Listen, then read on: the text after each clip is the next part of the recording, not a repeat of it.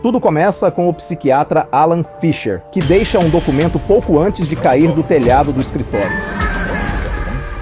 Em Oklahoma, Edward Wayne Brady está prestes a ser executado após 11 anos no corredor da morte. O Dr. James Martin chega para a avaliação psiquiátrica de Edward, substituindo o Dr. Fisher. O diretor da prisão quer que o psiquiatra simplesmente assine que Brady está fingindo estar possuído pelo diabo. Vamos para casa. Infelizmente não é assim que funciona. Ao chegar na cela, Edward surpreende James ao saber tudo sobre sua vida, recapitulando seu currículo e detalhes pessoais. Então James conta que o Dr. Fisher morreu, mas é corrigido por Edward, falando que ele cometeu suicídio, porque ele o fez fazer isso. James pergunta por que ele queria que Fisher morresse, sendo que ele o declarou insano, e assim escaparia da execução. Edward revela que quer morrer e escolheu James para escrever sua história. Ele afirma ser um demônio usando o corpo de Edward como uma roupa. Depois de um breve silêncio, James pergunta o nome do demônio. Então ele diz para James chamá-lo de Nefarious, o que seria próximo o suficiente da realidade de seu nome. Quando James diz que Nefarious não é um nome real, o demônio reage defensivamente, afirmando que os nomes têm poder. Ele então começa a provocar James, assustando-o com risadas, e afirma que, antes do dia acabar, James cometerá 3 assassinatos. James zomba disso, preferindo discutir os assassinatos que Edward cometeu. Nefarious confessa que ao longo de milhares de anos, ele cometeu muitos assassinatos, usando Edward apenas como um fantoche para realizar seus desejos homicidas.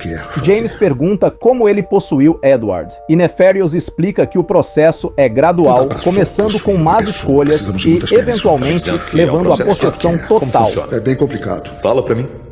Tá certo, James. Oferecemos uma série de tentações que vão aumentando em termos de duração e intensidade. Grau de iniquidade moral.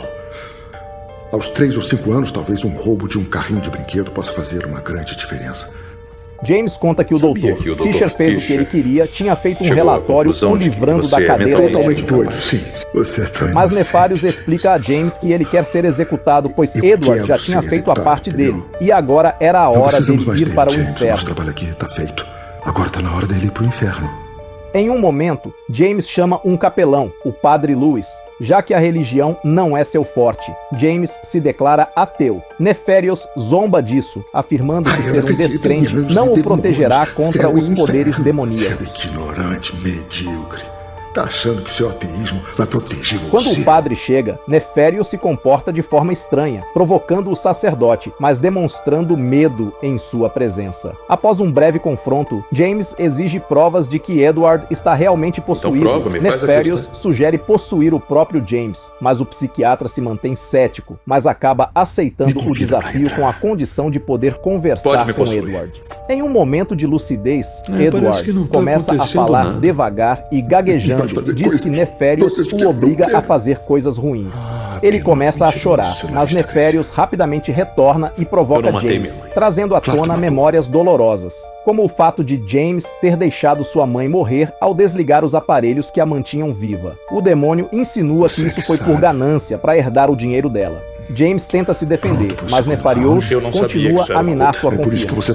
Conforme a conversa se aprofunda, Nefarious começa a discutir teologia, explicando que o diabo controla o mundo e que mais pessoas estão sendo tentadas pelo mal a cada dia. Ele tenta convencer James de que os seguidores de Deus são escravos, enquanto os seguidores do mal têm liberdade de escolha. Nefarious também revela que a namorada de James, Melody, está prestes a abortar o filho do casal, algo que James tenta desesperadamente impedir. No entanto, ele chega tarde demais. Quando James volta à cela de Edward, Nefarious provoca o psiquiatra novamente, alegando que sua missão é escrever um livro sobre sua experiência. O demônio detalha como a sociedade está decadente e como os humanos estão falhando. Ele finaliza dizendo que, depois da execução de Edward, James escreverá um best-seller, um evangelho obscuro. Desestabilizamos vocês. Redirecionamos sua visão de mundo a ponto de você nem mesmo reconhecer quando algo está bem na sua frente, não é? Ao ser indagado por que escolheu a cadeira elétrica, ele diz que é um presente que ele deixou para Edward. James é levado até a cela de Nefarious, e o diretor lhe mostra um diário com várias fotos de James. Ele volta para confrontar Nefarious, Então Nefarius consegue se soltar e começar a sufocar James usando as correntes. Depois de tempo, ele solta James e fala que ele vai cometer o terceiro assassinato, condenando Nefarius, mesmo com dúvida que ele era louco. James. Na execução, Edward chora e implora por sua vida, mas Nefarius reaparece, triunfante, à medida que a eletrocução começa. James, observando, ouve Nefarius sussurrar em sua mente, tentando convencê-lo a aceitar sua oferta. Um ano depois, James está em um programa de TV discutindo o livro que escreveu. Durante a entrevista, ele confessa que também foi possuído e acredita que a intervenção divina o salvou. E no final Nefarius conseguiu o que queria. James acabou escrevendo um livro expondo ao mundo a realidade do mal e deixar para os leitores a escolha de que lado seguir. Olá, James.